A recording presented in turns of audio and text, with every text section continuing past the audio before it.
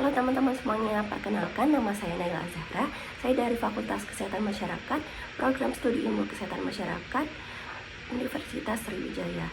Jadi di video kali ini saya akan menghitung RULA atau Rapid Upper Limb Assessment, yang dimana metode ini merupakan penilaian resiko untuk gangguan muskuloskeletal akibat postur kerja. Metode ini biasanya digunakan di bidang ergonomi sebagai evaluasi apakah postur seseorang saat bekerja itu aman atau beresiko terhadap tubuh, terutama di bagian leher, punggung, dan lengan. Tujuan utama dari RULA ini atau Rapid Upper Limb Assessment itu untuk menilai postur tubuh bagian atas saat bekerja, termasuk posisi lengan, pergelangan tangan, leher, punggung, dan kaki. Dari hasil penilaian ini, kita bisa tahu tingkat resiko cederanya di bagian otot dan tulang, serta kita bisa menentukan tindakan atau perbaikan yang perlu untuk kedepannya. Oke, sekarang kita masuk ke perhitungan RULA-nya. Nah, RULA ini perhitungannya itu dibagi menjadi dua. Ada yang grup A dan ada yang grup B. Grup A itu terdiri dari lengan atas, lengan bawah, dan pergelangan tangan. Sedangkan di grup B itu terdiri dari neck, trunk, dan leg. Oke, di sini di langkah pertama itu ada locate upper arm position.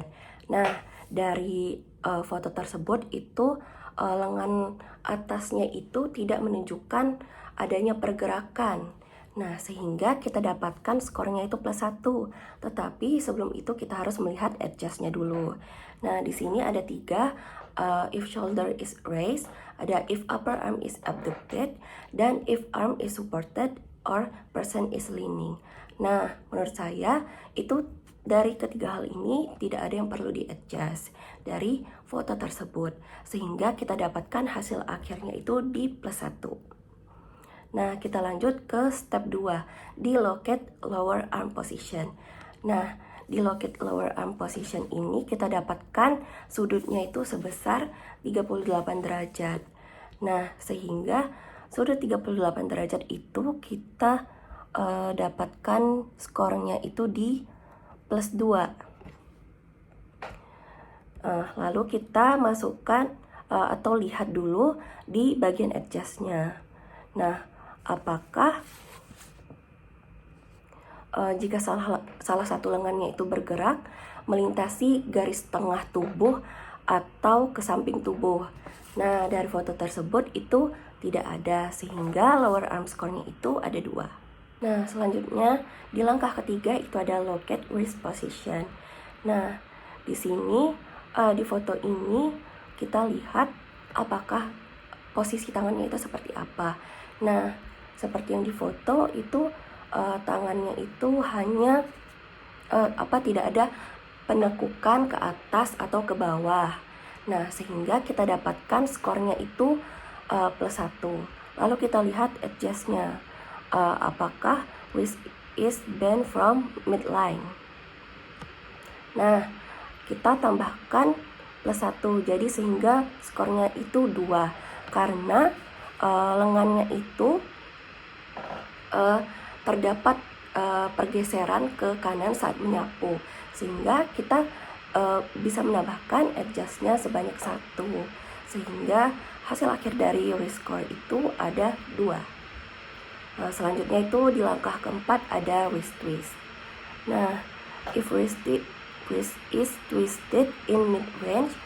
Nah, maksud dari mid range itu posisinya itu, posisi lengannya itu seperti bersalaman.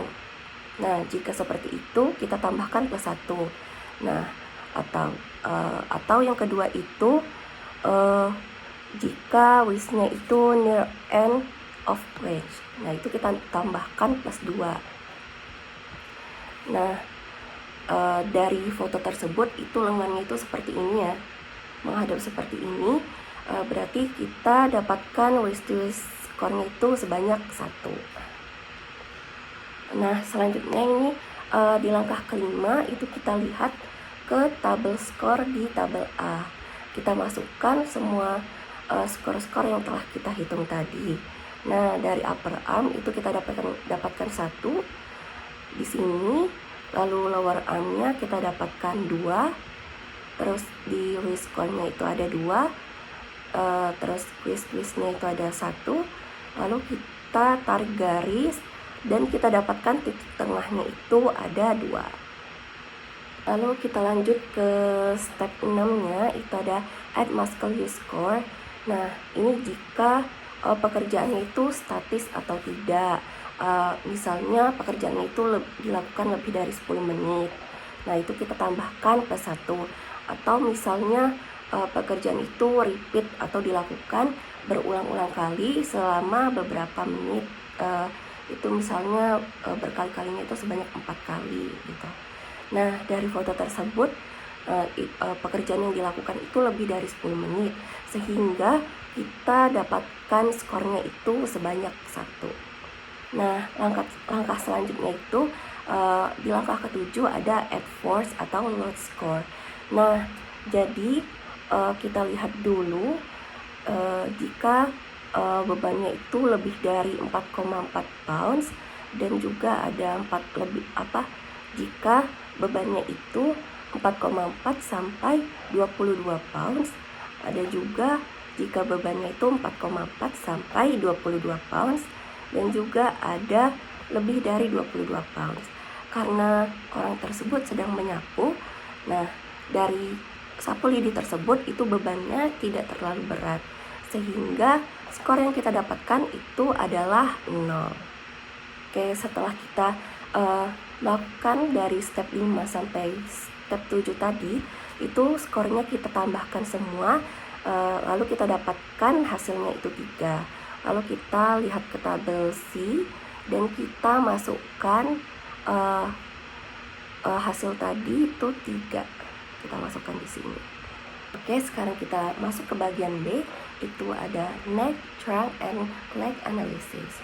Nah, di sini kita masuk ke langkah yang ke-9, itu ada locate neck position. Nah, dari foto tersebut itu sudut yang kita dapatkan itu sebesar 41 derajat. Sehingga jika kita lihat di sini 41 derajat itu masuk ke yang di sini plus 3 karena dia lebih dari 20 derajat.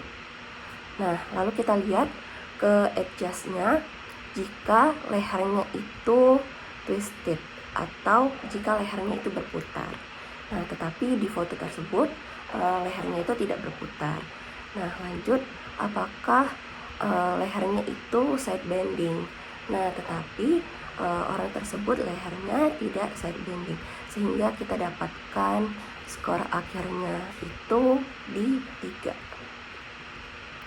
Kita lanjut ke step 10, itu locate trunk position.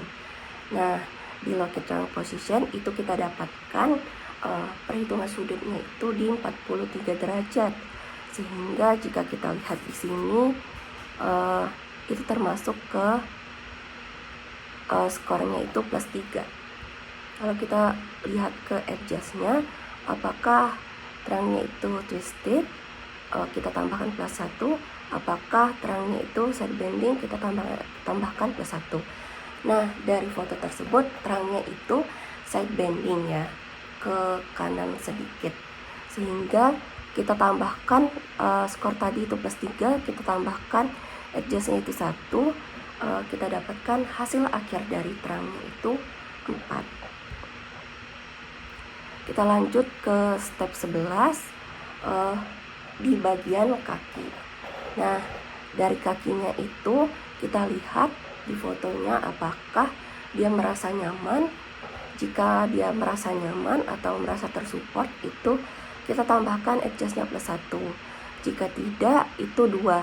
Nah, dari yang kita lihat, ternyata orang tersebut itu tidak merasa nyaman, kakinya itu tidak merasa nyaman ketika menyapu dengan waktu yang lama, sehingga kita dapatkan skornya itu di 2. Kita masukkan skor-skor tadi ke tabel B. Yang necknya itu kita 3, terus ada trungnya itu di 4 dan kakinya itu di 2. Kita tarik garis, lalu titik tengahnya itu di 6. Jadi di step 12 itu kita dapatkan hasilnya itu merupakan 6. Lalu kita lanjut ke step 7, itu ada add muscle score-nya, itu kita samakan seperti yang di bagian A tadi, itu 1. Lalu bawahnya kita samakan juga seperti yang di sebelahnya, itu 0. Lalu kita tambahkan semuanya, jadi kita dapatkan 6 ditambah 1 itu 7. Jadi hasil akhirnya itu 7. Selanjutnya kita lihat ke tabel C. Nah, tadi kita sudah masukkan 3 di sini. Lalu kita lihat neck, trunk, dan leg score-nya itu hasil akhirnya kita dapatkan 7. Nah, jadi kita lingkarin di sini, lalu kita tarik garis, lalu kita dapatkan hasil akhirnya atau titik tengahnya itu 6. Berdasarkan perhitungan rula yang telah dilakukan tadi, didapatkan hasil akhirnya itu atau skor akhirnya itu 6. Nah, di situ tertera bahwa skor 6 merupakan further investigation change soon, yang berarti bahwa poster kerja yang diamati itu memiliki tingkat resiko yang sedang, sehingga diperlukan pemeriksaan lebih lanjut untuk memastikan dampaknya terhadap tubuh. Meskipun belum tergolong bahaya, posisi tersebut itu tidak sepenuhnya ergonomis dan memerlukan perubahan atau penyesuaian dalam waktu dekat agar tidak menimbulkan kelelahan atau cedera pada pekerja. Sekian video mengenai Rapid Upper Limb Assessment dari saya. Semoga bermanfaat untuk teman-teman semuanya. Saya akhiri. Wabillahi taufiq wal hidayah. Wassalamualaikum warahmatullahi wabarakatuh.